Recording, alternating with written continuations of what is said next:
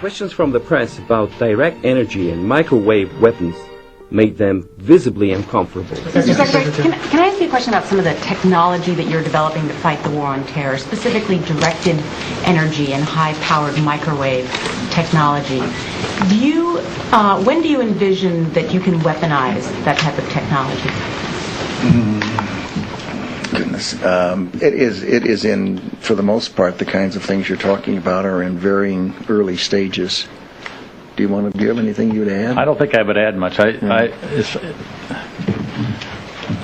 think they are in early stages and probably not ready for employment at this point.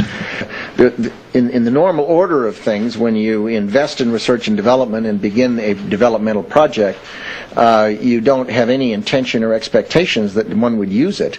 On the other hand, the real world intervenes from time to time, and you reach in there and take something out that is still in a developmental stage, and you might use it. So your question's not answerable.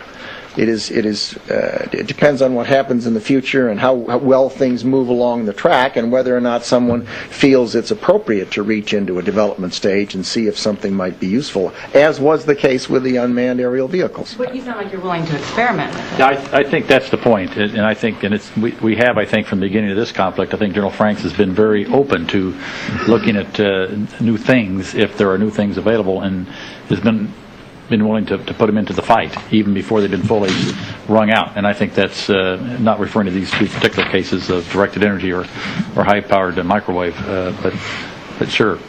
And yes. We will continue. For thousands of years, the way in which you've killed someone is you have hit them with a sword, a spear, an arrow, a bullet, a bomb.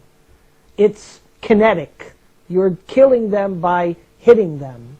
And now, all of a sudden, out of nowhere, you have a completely new physical principle being applied in killing people, in which they don't know that they're being killed because their skin and body is being heated by high-power microwaves, or they are being shot at by a laser, which would have an instantaneous effect. We can see the effects of a gun very easily and understand them.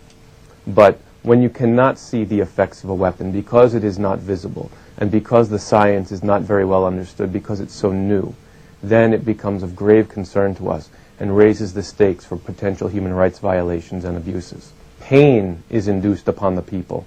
And that's what we have to understand about the active denial system, that it exists to create pain. And that's very different than most other non-lethal weapons, where the desire is to either immobilize someone or make it so that they cannot walk in an area.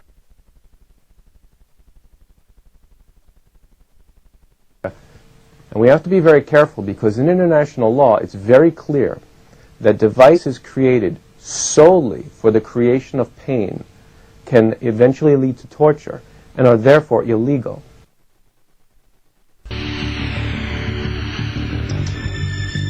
People might think that energy weapons only pose a danger for the countries involved in a military conflict, but that's not the case. One particular weapon, called the active denial system, better known as the pain ray, has been built specifically for use in maintaining public order.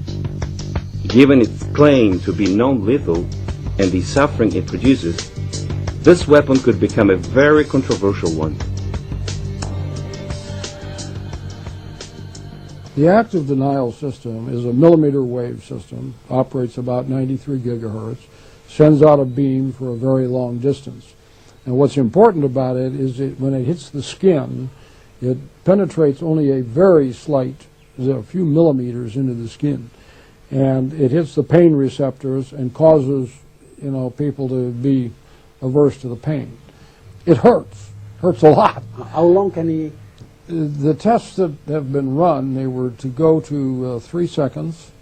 Each individual was given a kill switch. Nobody made 3 seconds. The onset of pain is extremely rapid.